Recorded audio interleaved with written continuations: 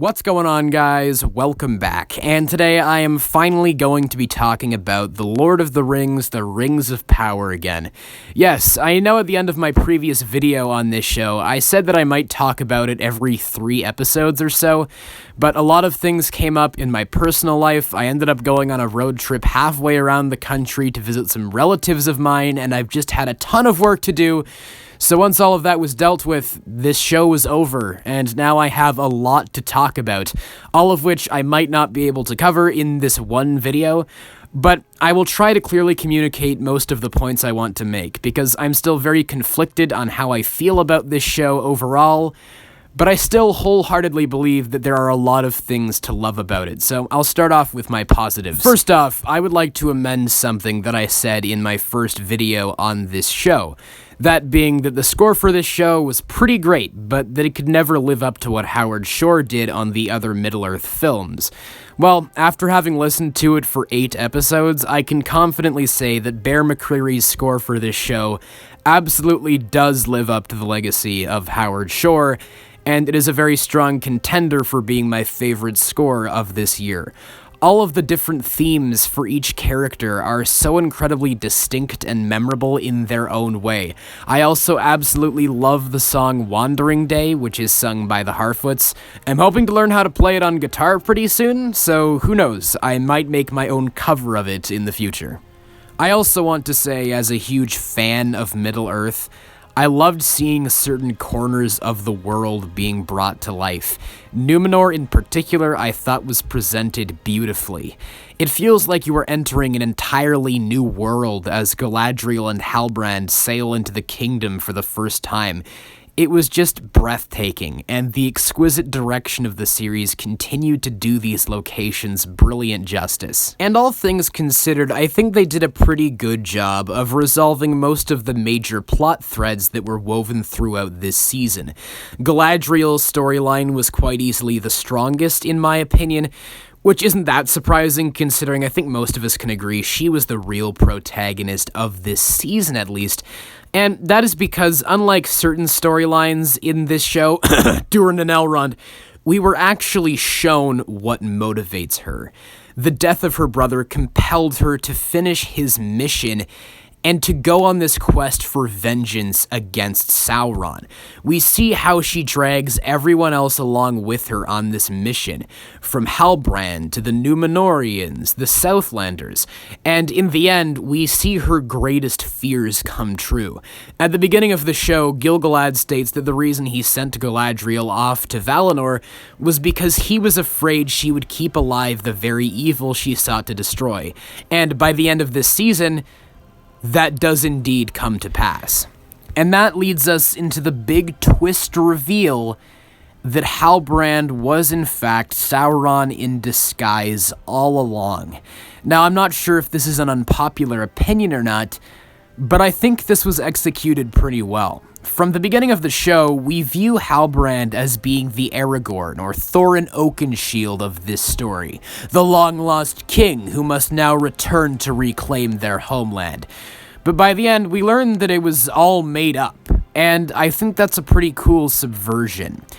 At the beginning of the show, Halbrand says something along the lines of, "You must find your enemy's greatest fear and use that against them." All of the characters in this show are in such a dire situation that they are willing to believe in anything that gives them hope.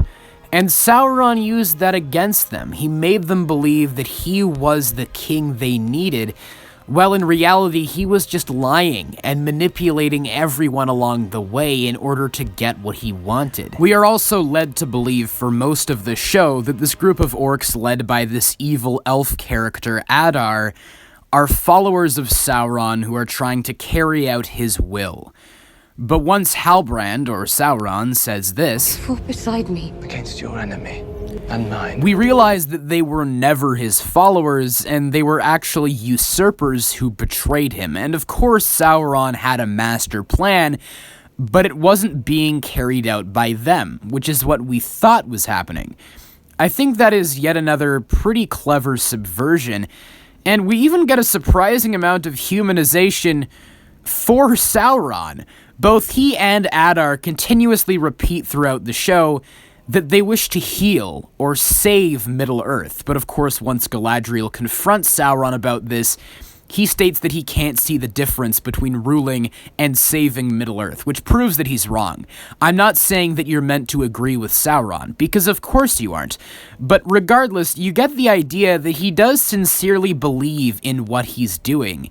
He feels the most human that he ever has, and I believe the choice to present him as being who is essentially just a normal, everyday guy reinforces that idea. I believe Halbrand's first line in this show is appearances can be deceiving, and that's an interesting metaphor for us as people.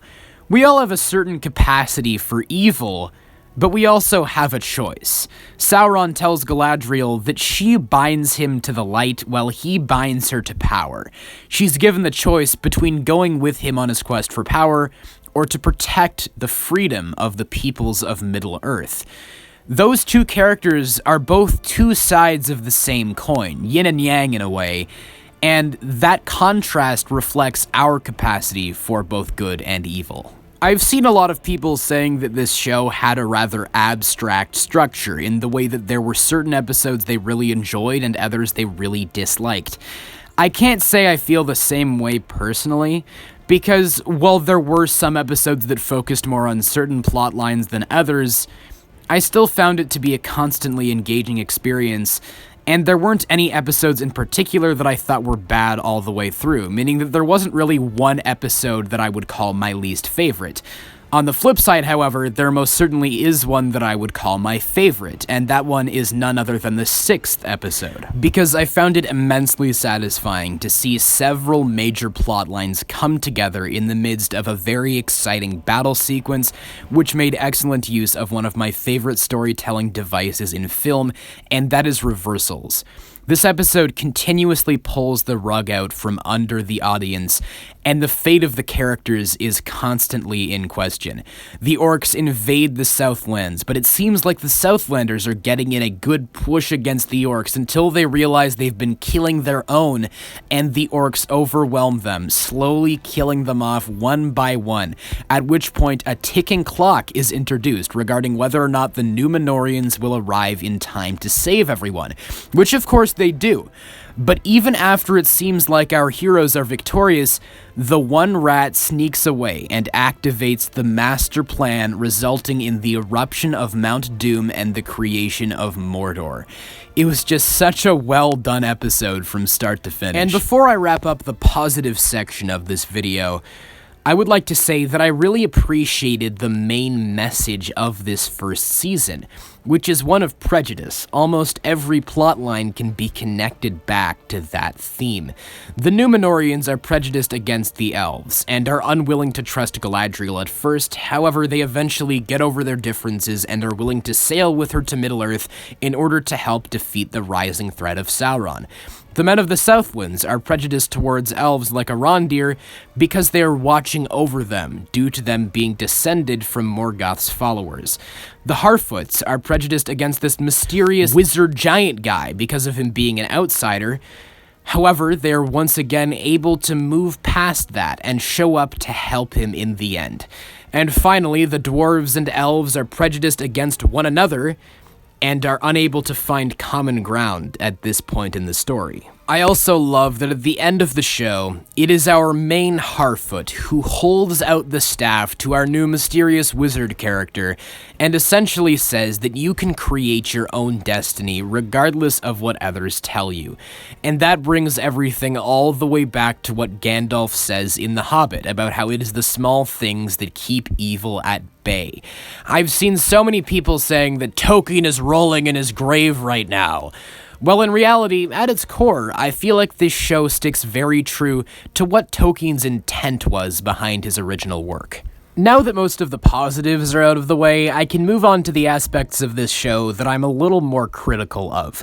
One thing that really bugged me in this show was the overutilization of cliches, in particular, the inclusion of several fake-out deaths for the character Bronwyn towards the end of the series.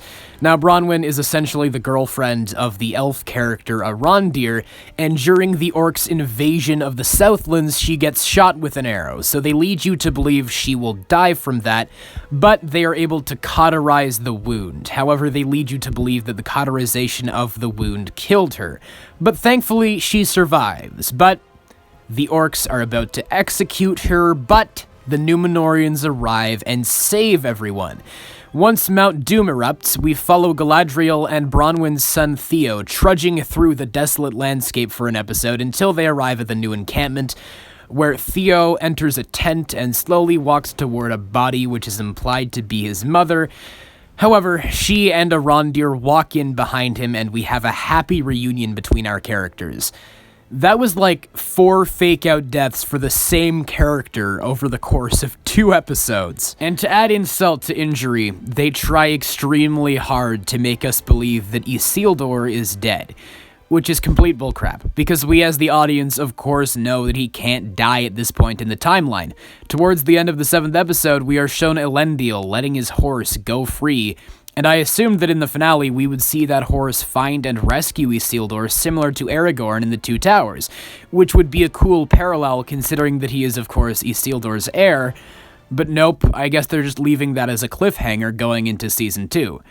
I don't know why they tried so hard to make us believe that Isildur, a pre-established legacy character, was going to die, while Bronwyn, an entirely new character whose fate is unknown, is treated like some invincible god. Let's just say that Bronwyn actually does die in Season 2. Then I just won't buy it, because the amount of fake-out deaths she got in this season make the stakes kind of hard to believe. There were also some strange writing choices throughout this season, and one plotline in particular that I felt didn't really go anywhere. You may remember that in my first video on this show, I talked about how the weakest aspect of it at that point in time was the relationship between Elrond and Durin, because they wanted us to buy into their friendship, while all they ever did was tell us about it through expository dialogue. But I did say in that video that they had the opportunity to, over the course of the next 6 episodes, show us the beginning of their friendship. Well, they never do that. So when real drama kicks in between those characters, I never felt it as much as I would like to, because they never showed us the beginning of their friendship or how they bonded in the first place. All they ever do is talk about how great of friends they are and how they view each other as brothers, and I'm just kind of like, man, I wish I could have seen that rather than you just telling me through a bunch of exposition dumps. And that whole plotline doesn't go anywhere, because halfway through the season, we learn that the elven tree of Lindon is deteriorating, and with it the life force of the elves. The only thing that can save them is this new ore which has been discovered by the dwarves, which is of course Mithril. Elrond tries to convince Durin to help them, and Durin tries to convince his father to help them, but Durin's father is just kind of like, screw you guys, we won't share the Mithril.